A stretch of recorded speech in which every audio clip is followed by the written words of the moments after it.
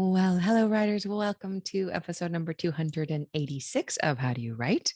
I'm Rachael Herron. I am so glad that you are here with me today as I realize I'm getting awfully close to 300 episodes, and I literally cannot believe that. It feels like I just started this show the other day. So thanks for being here. Today, we are talking to the delightful Lana Harper, and we're talking about her hitting the NYT with a queer rom-com. And she was delightful. The interview is delightful. That is coming up. I know you're going to enjoy it. Just a little bit of a catch up around here. What's been going on? Oh my goodness. About 30 seconds ago. Okay, no, wait. I exaggerate, obviously. About 3 minutes ago, 3 whole minutes ago, I just got an email from my editor at Penguin Random House.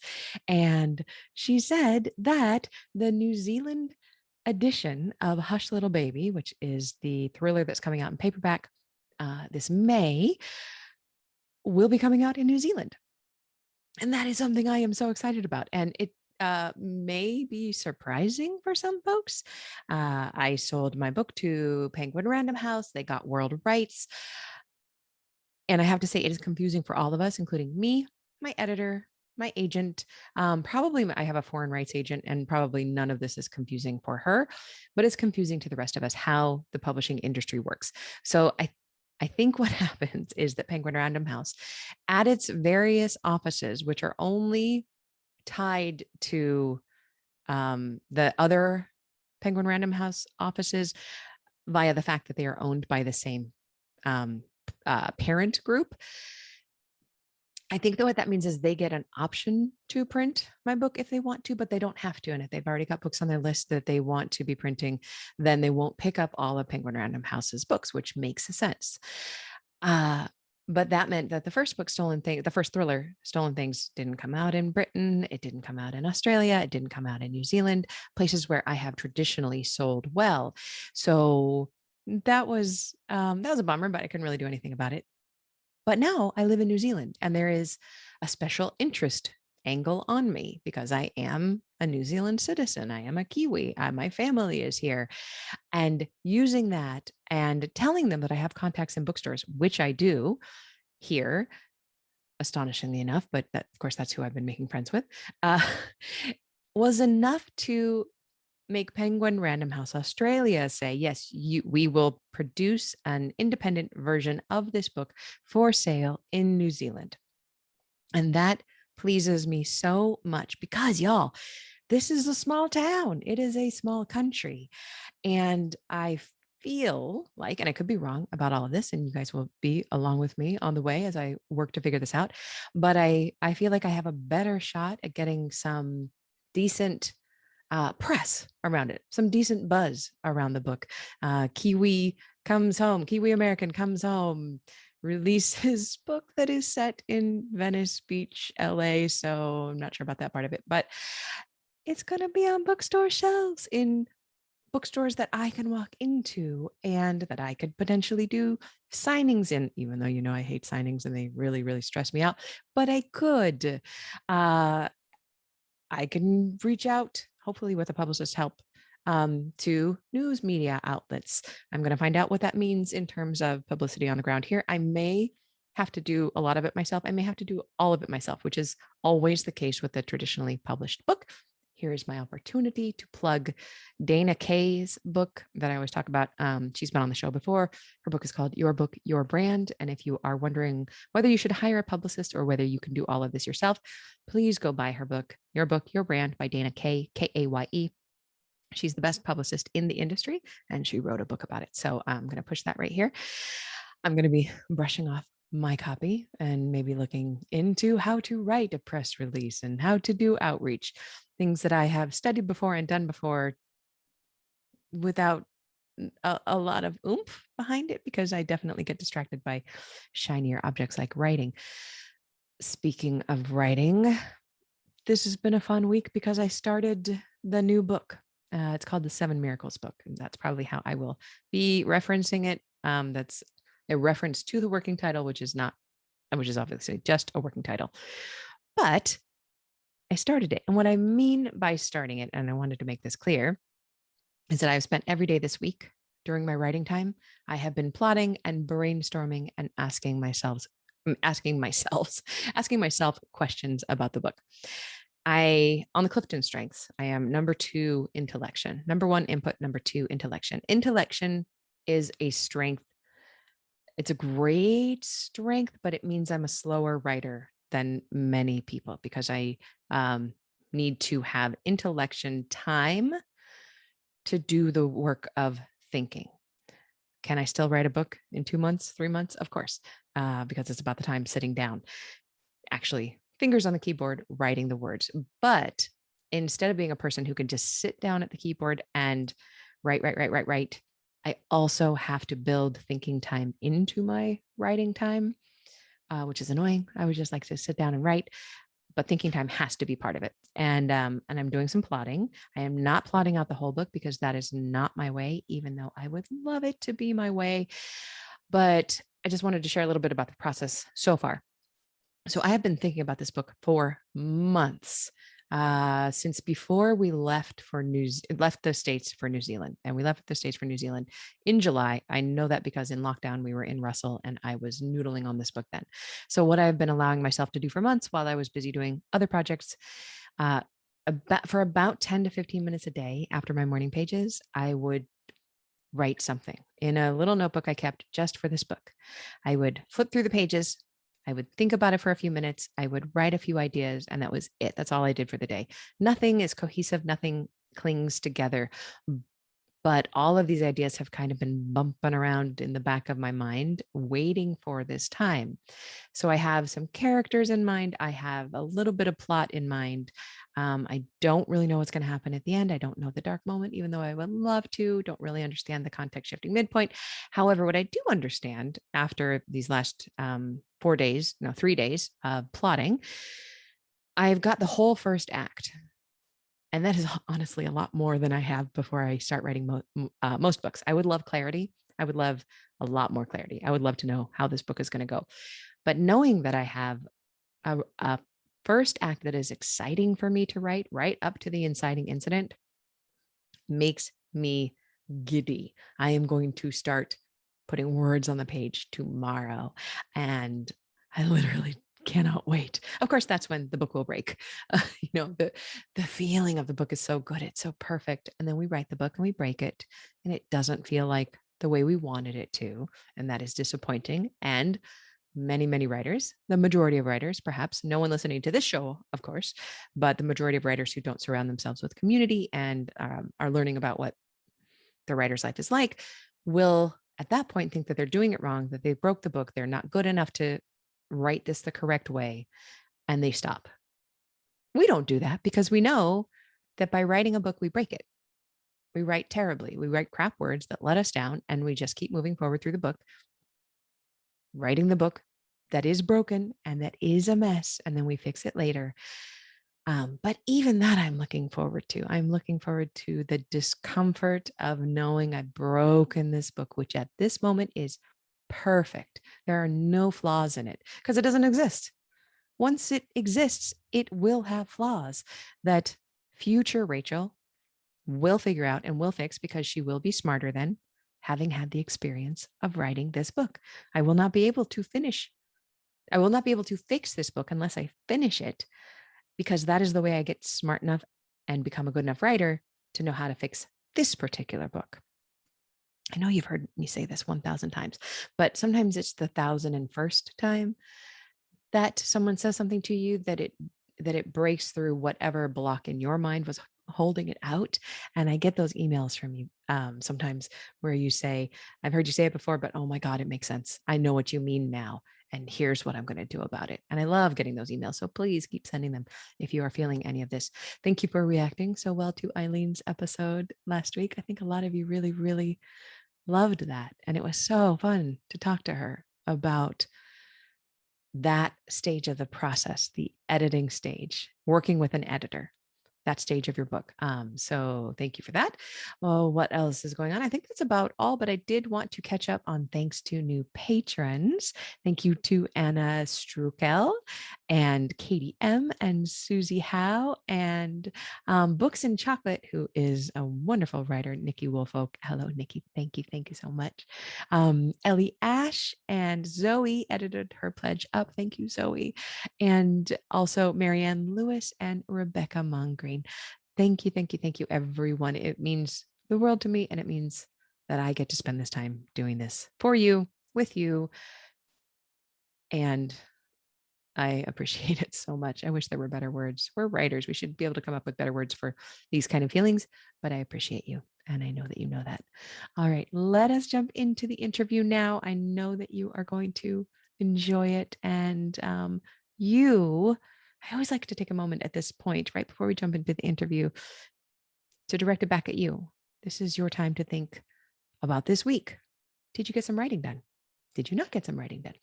What did you learn this week that you could apply to this next week coming up?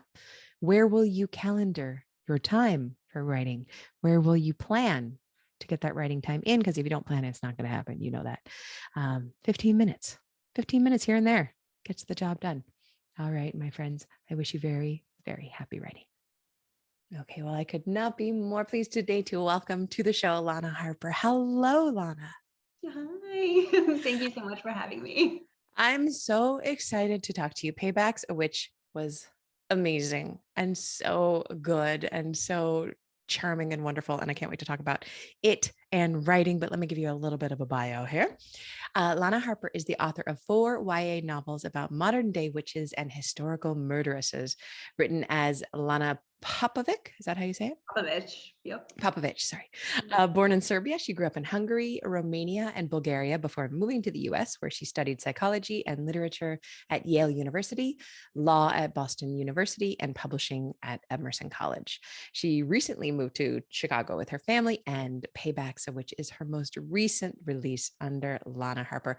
And I was just looking over at the blurb online, and the top of the blurb says the Chilling Adventures of Sabrina meets the L Word in this fresh, sizzling New York Times bestselling rom-com by Lana.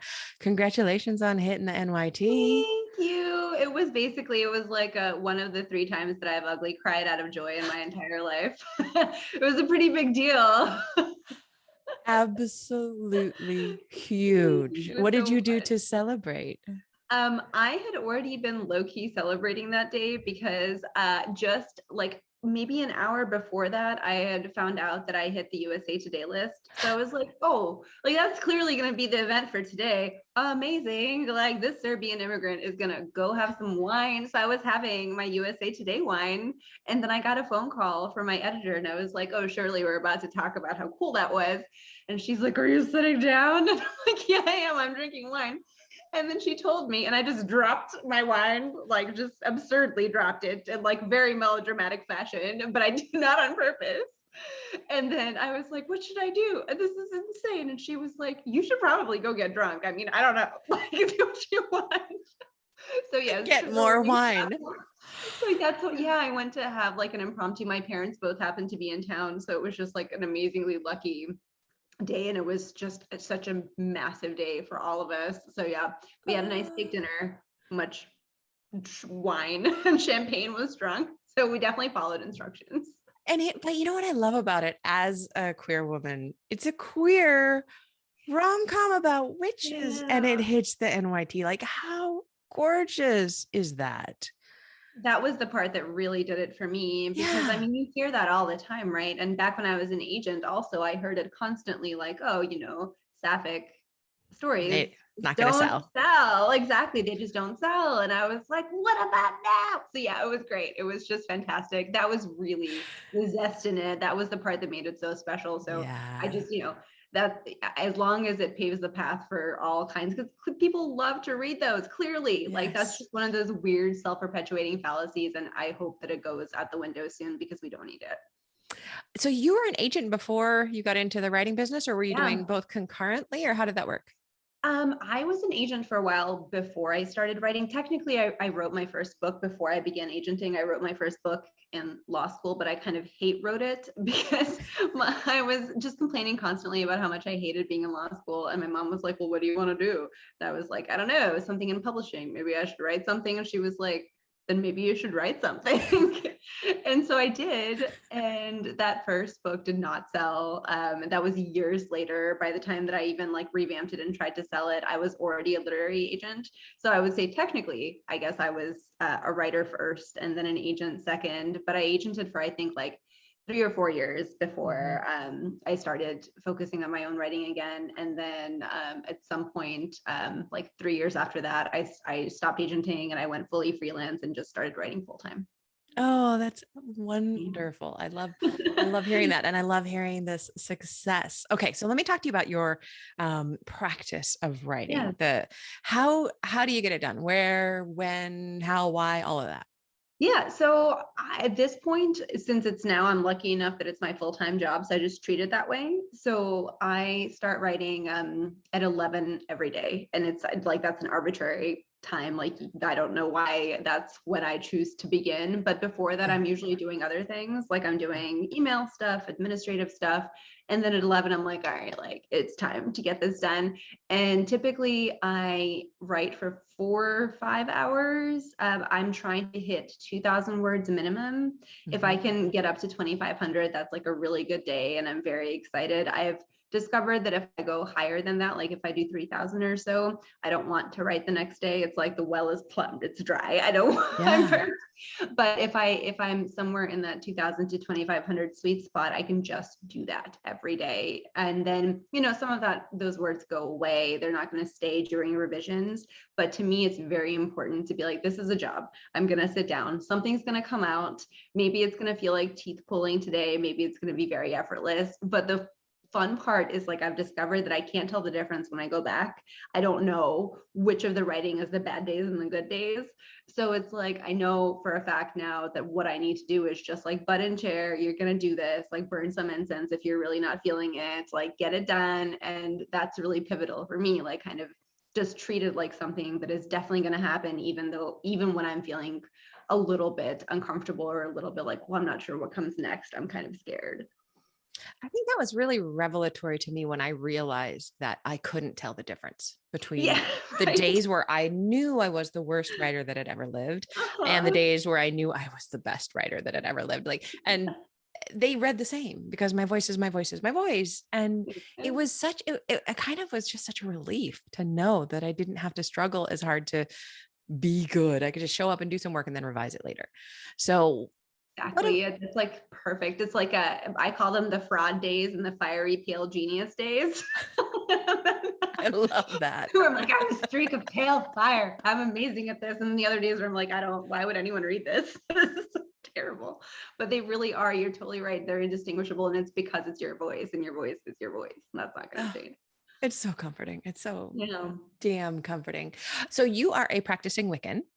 I am a practicing witch-ish. The only thing I really love and know is tarot, and I love and so actually you tarot. And I are alike in this. I am a practicing witch-ish as well. I used to be like a formal Gardnerian witch, but I don't do that anymore. It's very time consuming and like a real commitment and the sort of thing where like if you're kind of lazy and haphazard like me, you just can't really do it. So yes, I do a lot of tarot. I burn a lot of candles and incense, and I'm just like, yeah, we're doing the witch thing. Light. I love that we have that in common. I'm also like Buddhist and I'm ish a lot of things because I don't have the time and energy.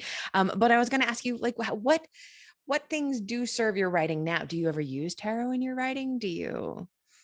I include tarot in my writing sometimes. I just recently was doing an event where someone was like, oh, do you use tarot as an inspiration? Like, will you do a reading before you write a scene or something? And I was like, that had never occurred to me. Never, but it's actually cool. Never occurred to me before either. Right? That's a great idea. I was like, what an awesome idea. Gonna try it now. Like, thank you for this. Gonna go in my acknowledgements if this works out. But I had never even considered using a tool like that as something to do, because I think I approach weirdly writing as this very kind of secular, pragmatic thing in some ways. And tarot is so emotional, at least for me. So most of the time I feel like it's a springboard for kind of the witchy ideas that I have, because like a lot of the like Wiccans and witchish people, you know, the kind of magic that they practice and feel is, it's not like the sparkly loud, like Disney So, the stuff in Payback is very much like that. It's very glittery. It's very over the top. But for sure, it helps, I think, to feel that connection and to take it kind of seriously, because then people believe you. Like when you write about it, it's almost like you're creating a more convincingly immersive environment, I think, or I hope. Mm-hmm. So have you tried using the tarot before a writing session? Yeah. I have not done it yet. No, no. But I'm planning to sometime soon. I haven't done it yet. I do tarot pulls for myself every day, but I don't do them. I haven't done them for writing yet. I have done them for books overall. Like, what is Oh, I just recently did one like super simple past, present, future for this particular memoir that I'm revising. And it was so helpful. It really did clarify some things in my head. And I was like, I've got to use this more for my writing. And then I just put the deck away and forget, So, which deck great. do you use? I have a bunch of them, but we actually just moved to New Zealand. So I haven't unpacked any of my decks. I don't know where they are. The one I kept with me the whole trip was Everyday Witch, which I just love. That's a really lovely deck. I It's don't know that. sweet. Yeah, it's really nice. I've been eyeing it for a while, so maybe that's gonna be my next one, because I have like a deck problem. What is your favorite go-to daily? Right now, so I've been using the Wild Unknown for a while. Wild Unknown kind of freaks me out. Does it really? Why? I think I'm the only person, like the art does not speak to me. And I think I'm the only person in the world, because everybody loves the Wild Unknown. What's your star sign? Cancer. Cancer. Okay, interesting. I wonder if maybe, so that deck is kind of aggressive, I want to say. It's too aggressive for me. It's I had to get it out of the house. I gave it to a friend. Spicy, and it works for me. I'm a Sagittarius and I have a Capricorn moon and I'm Aquarius rising. Like I'm a lot of very aggressive. You could take it. Fast energy tendencies, and I'm like, yeah, like lay that on me. I can do it. But yet I can completely see it's not a gentle deck for sure. So Everyday Witch, there is literally a sweet looking witch and a cat on every card. So it's perfect for the Cancerian homemaker. That makes sense. And that's wonderful. Cool. It's just a totally different vibe. I love that. I totally love that. Okay. So what is your biggest challenge when it comes to writing? I'm still working on this and I think I'm getting better, but I used to be just the worst pantser ever. Like I had no idea what was going to happen. I had these kind of like stream of consciousness, sort of like, oh, here's a scene and here's a scene. And these things are pretty. So my books were so atmospheric. Everything was like, oh my gosh, sensory overload. And then I was like, wait, probably something should happen, huh? Like a plot event. And then the thing that really helped me with that actually was doing a lot of work for hire projects. So I started writing to other people's outlines and I was like, whoa, this is so nice. Like, it turns out that it's incredibly helpful to have, and I didn't need them to be very detailed. I just needed sort of these broad, like not even 2 sentences per chapter, just like, here's what maybe happens in this chapter. So I started making outlines for myself, because yeah, that's the thing that scares me the most, is like, I don't know what's coming next. This is so difficult. And I usually, so far, I've been able to feel my way forward, but that's been the biggest stumbling block and kind of the biggest fear, is just blank page. I don't know. I'm going to have to find out. And I'm just enough of a control freak, but that scares me. I am really resonating with everything you're saying. This is also one of my biggest problems. What is your biggest joy when it comes to writing? I really love when things organically happen and you're like, whoa, I had no idea this was going to happen. And I don't know how my brain did it. Like, I don't know. It's almost like I had this core idea and I did some weird lucid dreaming while I was writing. And it's like, I found a place that was supposed to exist, but I had no clue that this is where I was going. And it's those weird moments where it just makes me feel like writing is a vocation, where you're like really genuinely channeling something that maybe exists outside of you, because it's like, how did this even happen? If it is my brain, that is incredibly impressive and cool, because I really had no clue what was going to happen. If it's not my brain, wherever it is that I found this is equally awesome. So I just love those moments where things go like, take like a left turn or something happens where you really couldn't see it coming, but then it's like you were setting it up the whole time. Yes. So and you think, how did I not see that coming? It's the most obvious and beautiful solution for this problem, but you did not know it. And then your readers don't end up knowing it either. They don't see it coming because you didn't see it coming.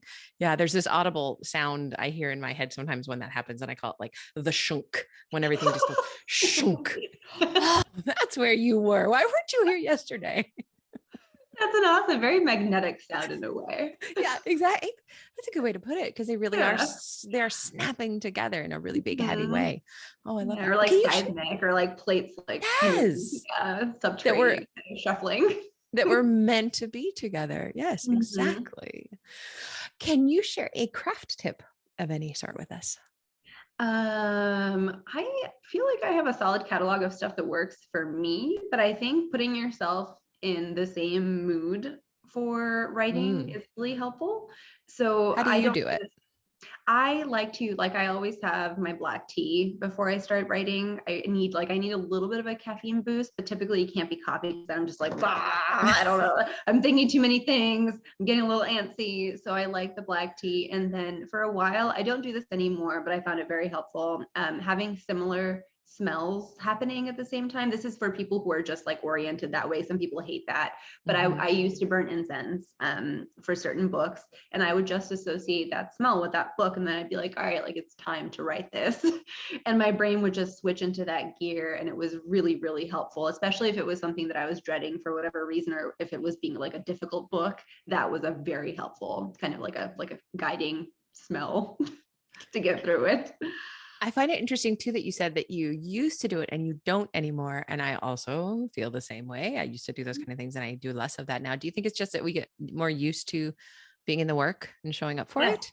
Yes, I think you Yeah. just train your brain. You're like, okay, so I need the zone. I know that I need the zone at this particular time. I honestly think it's just like anything else. And it's a little bit like banal to frame creativity that way because it is very joyful and ecstatic, when things fall into place. But it's also work, like, and it's a Yeah. habit like anything else. So I just, I think all of those sort of shortcuts keep getting trimmed. And now I just am like, all right, I need to do this, come on. And then it happens, and I don't necessarily need as much of those like trick stimuli anymore as I used to. And it's kind of cool to know that other people have that same path, because I'm like, Yeah.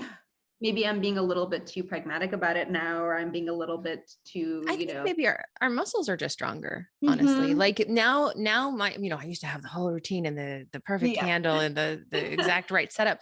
And now it's like, your 11 o'clock is my 9:30. When 9:30 rolls around, I've done my meditation, I've done my journaling, I've had my black tea, and 9:30, that is now my space. Then my brain says, okay, it's time to work. Yeah. So yeah, that's That's awesome. It's really awesome to hear reassuring. that. I can also, the other thing that I find very surprising is that the longer that I do this, and it's years and years now, I can do it even distracted now. And I wasn't able to do this Yeah. before. Like I can do it now. Like I'll have a toddler running around like, mama, fire truck. And I'm like, yeah, just a second. I have this sentence happening. Or I can do it even if emails are coming in or something's going on. I didn't used to be able to split focus. It had to be like, absolutely everything had to fade away. And I think now it's not like as clean as when I'm doing it perfectly focused, but it's really reassuring to know like I can get words on there even if I'm not 100%. I find it comforting I to find know that that can happen. incredibly comforting. And I really do think that like every time we get distracted and pull our brain back to the page, just like every time we get distracted in meditation and pull our Mhm. mind back to the focus, it's like one tiny little brain push up. And our brain Yeah. is, and this is, for the listeners that your brain does get stronger. It gets easier. It is Yeah. not always as hard as it is when you No, start to sit at the it's page and not. I yeah. remember how I used to agonize over paragraphs, and now I'm just like, we gotta go. Let's get this done. Like, I used to reread like 10 pages to get myself psyched up, and I'm just like, oh, who wastes time with that? No thanks. Like, maybe I'll do like the last 2, 3 sentences in Yeah. case, Yeah, but most of the totally. time I don't even. So yeah, no, brain push-ups, a wonderful metaphor for that. That's exactly what it is. What thing in your life nowadays affects your writing in a surprising way? Um, I would say probably how much sleep I've gotten. Mm. It used to be that if I was super sleepy, I just couldn't write anymore at all. And then now I can definitely still write, but it's harder and it's weird. Like those are the times where I'm like, what were you thinking you were saying? Like that's not, but even still, the fact that I can still do it is surprising to me, because it was more logical to me that like, okay, you had a terrible night's sleep, like you're just not focused, you can't do this, of course. And now I'm like, nope, there's like a little part of my brain that's still capable of making words. They're not the best ones, but they'll still happen.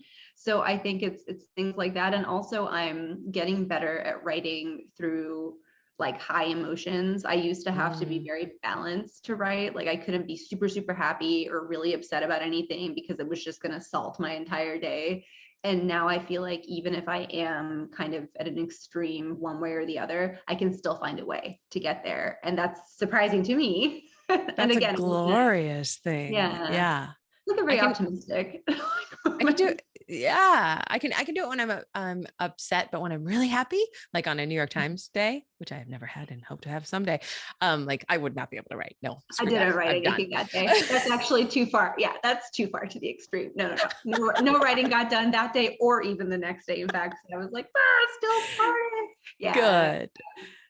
Good. Oh, I absolutely love that. What is the best book that you have read recently, and why did you love it? I've read a lot of really good books recently, but the one that I tell everybody to read is Yes, The please. Actual Star by Monica Byrne. It's Don't know it. beautiful. Oh my gosh, it's really special. It's one of those books where you're like, I don't even really know how to categorize this. It's, I think, kind of the loosest description, it's literary sci-fi.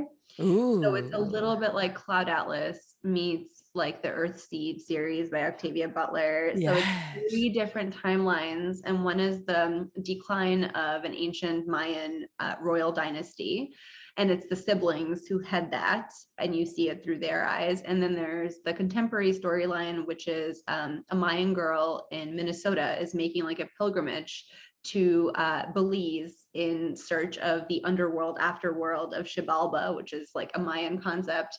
And then there's also a third timeline, which is like a far future utopian nomadic society in which there's a complete dispersion of attachment. No one owns anything and you can't really have relationships, but there's no war, there's no hunger, there's nothing. Everyone just travels. And it's based on the experiences of this Mayan girl in our contemporary timeline. So the whole book is about like reincarnation, past lives, Wow. development of religion, the way that climate change acts on human behavior. It is like the I get like nerd chills thinking about it. It's it's gorgeously written. It's very cinematic, and it's like more accessible than those books tend to be. So it's like, I am buying it for everyone. I hope everyone reads it. It's really worth it. It's Tell me the amazing. name again. It's The Actual Star. The Actual Star. The That really I cool did. bits. I'm so sorry. I forgot to mention the really cool Yes. in the utopian far future, everyone gets to choose every aspect of their identity. So it's like, what is your orientation? Where are you from? What is your gender? Everything about you is completely self-determined. It's I love amazing. that. So cool.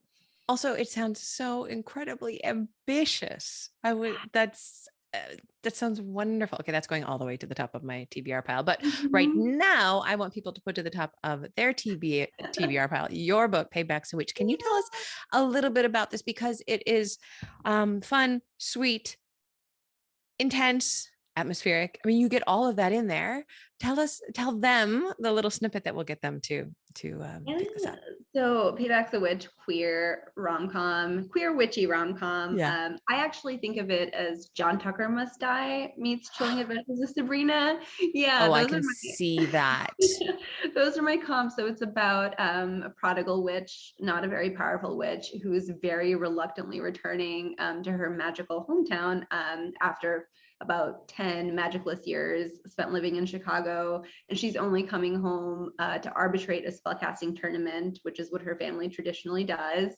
And then she gets embroiled in a vengeance pact because she discovers that the bastard warlock who like ruined her life and broke her heart and basically drove her out of town also broke her best friend's heart and the heart of the dark, twisty, sexy girl that Emmy was always crushing on in high school. So it's really like a vengeance story and then like an unexpected love story. And then the spellcasting tournament was kind of my fun part where I got to really play with the magic. And then I just loved the idea of building an entire magical small town in Illinois. where everyone knew that it was kind of like the Salem in Illinois, but no one knows that it's like a real enchanted place. So I just, everything about it was supposed to be like fun magic, the fun, like happy place witch book. So that's what it was for me.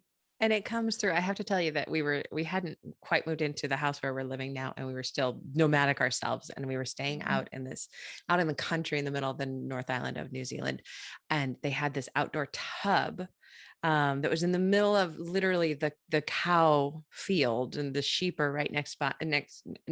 And I would read the book in the tub with the most magnificent Milky Way hanging overhead. Like, just, I didn't know it looked like milk when it's really, really dark out. It actually looks like Milky Way. And it also added this magical element that I thought that I just felt like I was there. And it was a wonderful way to read your book. That sounds beautiful. It was good. I I'm jealous recommend. of your reading experience of my book. The only way that I can connect to that is that the sky, I used to spend a lot of time in the Montenegro mountains back when I was little. That's where my dad is from. That's the only place where I've seen skies where you're like, oh, that's why it's called the Milky Way. Why I it's get it. called that.